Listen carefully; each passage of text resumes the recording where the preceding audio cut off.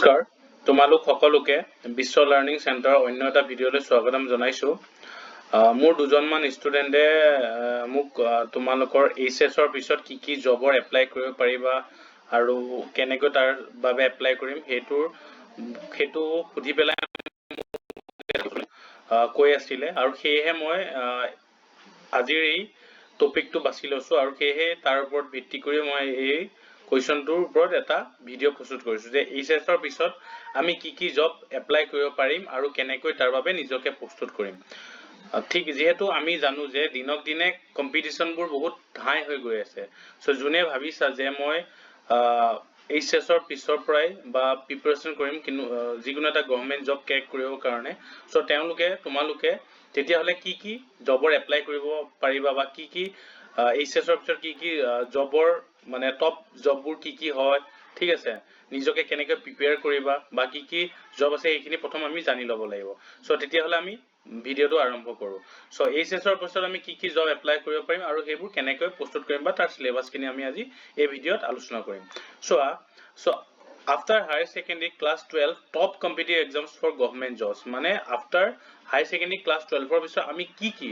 ভাৰতবৰ্ষৰ একদম top কোনকিটা competitive exam আছে তোমালোকৰ গভৰ্ণমেণ্ট জব ঠিক আছে সো প্ৰথম হল এসএসসি সিএইচএসএল বা এসএসসি জিডি হেতু তোমালোকে দিব পাৰা হয় না নহয়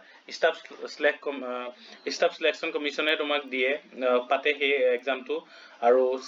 সিএইচএসএল মানে combined higher secondary level exam হয় সো তাত তোমাৰ বিভিন্ন লোৱাৰ ডিভিজন ক্লাৰ্কৰ পৰা আদি কৰি পোষ্টেল এসিস্ট্যান্টৰ পৰা পোষ্ট অফিস এসিস্ট্যান্টৰ পৰা এইবোৰ ইয়াত সোমাই পৰে ঠিক আছে আৰু এসএসসি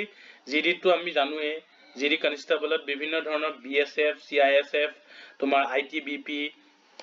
তাৰ পিছত তোমালোকৰ সিআৰপিএফ ৰাইফলমেন এটসেট্ৰা এইবোৰ এসএসসি জিডিত সোমাই পৰে নেক্সট তোমাৰ তো এনডিএ এটা বহুত ভাল জব হয় নেশনাল ডিফেন্স একাডেমিৰ পৰা আৰ্মি নেভি এটসেট্ৰা এয়াৰ ফৰ্জৰ কিছুমান হয় সো এইবোৰ হল এনডিএ অন্তৰ্গত আৰু এইবোৰ হাই সেকেন্ডাৰী পাস কৰাৰ পিছত তোমালোকে দিব পাৰিবা ঠিক আছে ঠিক তেনদৰে আৰআৰবিৰ এনটিপিসি দিব পাৰা হয় ন ৰেলৱে ৰিক্ৰুটমেন্ট বৰ্ডৰ পৰা তোমাৰ যোনটো নন টেকনিক্যাল পোষ্টবোৰ থাকে হেবোৰ তোমালোকে দিব পাৰিবা like junior clerk cricket clerk train clerk এইবোৰ গ্ৰুপ ডি ৰেলৱে যোনবোৰ গ্ৰুপ ডি পোষ্ট আছে হেবোৰ তোমালোকে এপ্লাই কৰিব পাৰিবা আসাম পুলিচ পাৰিবা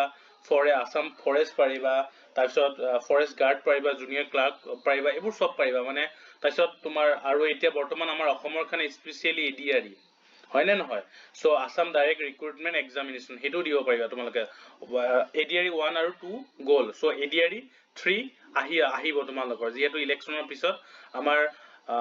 আমাৰ অসমৰ চিফ মিনিষ্টাৰে কৈছে যে এডিআৰই 3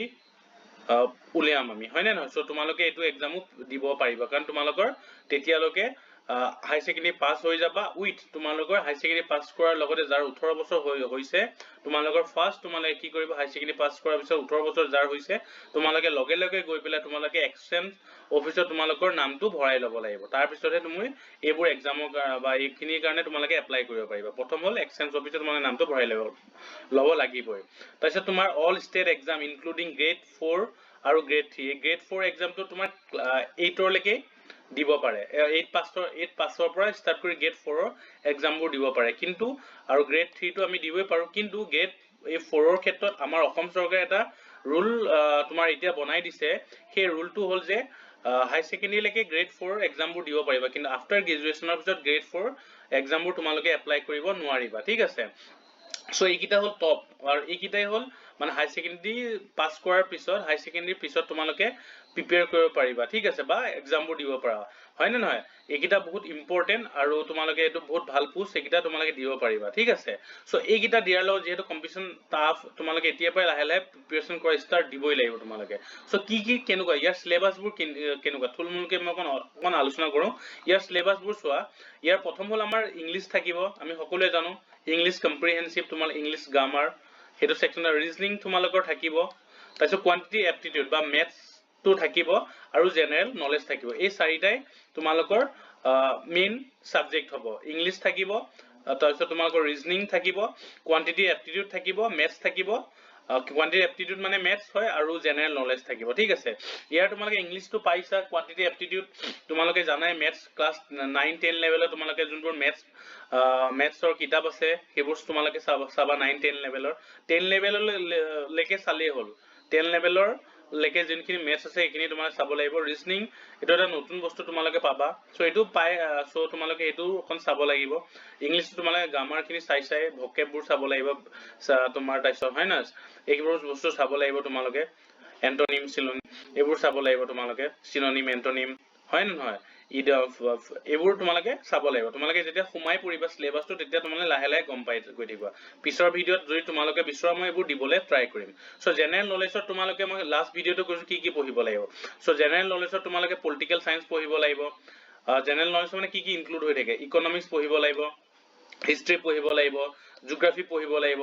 সায়েন্স পঢ়িব লাগিব আসামৰ জিকে পঢ়িব লাগিব আৰু কাৰেন্ট এফেয়াৰ্স পঢ়িব লাগিব মানে হয় না নহয় সো কাৰেন্ট এফেয়াৰ্স পঢ়িব লাগিব আৰু জেনাৰেল নলেজৰ ক্ষেত্ৰত এইকিটা সাবজেক্ট তোমালোকে পঢ়িব লাগিব political science economic history geography science Assam জিকে আৰু কাৰেন্ট এফেয়াৰ্স ঠিক আছে সো ঠিক তেনে কোৱান্টিটি এপটিটিউডৰ বহুত কেটামান চেপ্টাৰ আছে কি পঢ়িব লাগিব ইংলিছৰো ঠিক তেনে আছে ৰিজনিংৰ কি চাব লাগিব এটো এটা তোমালোকৰ প্ৰত্যেকৰ সিলেবাস আছে ঠিক আছে আৰু কি কিতাপ পঢ়িব লাগিব বা তোমালোকে কি কিতাপৰ প্ৰয়োজন হ'ব সো তোমালোকে যদি লাগে তোমালোকৰ এই এনেকুৱা ধৰণৰ ৰিলেটেড বা স্যাৰ কি কিতাপ পঢ়িব লাগিব কোনখন কিতাপ ভাল সো মই তোমালোকক সেই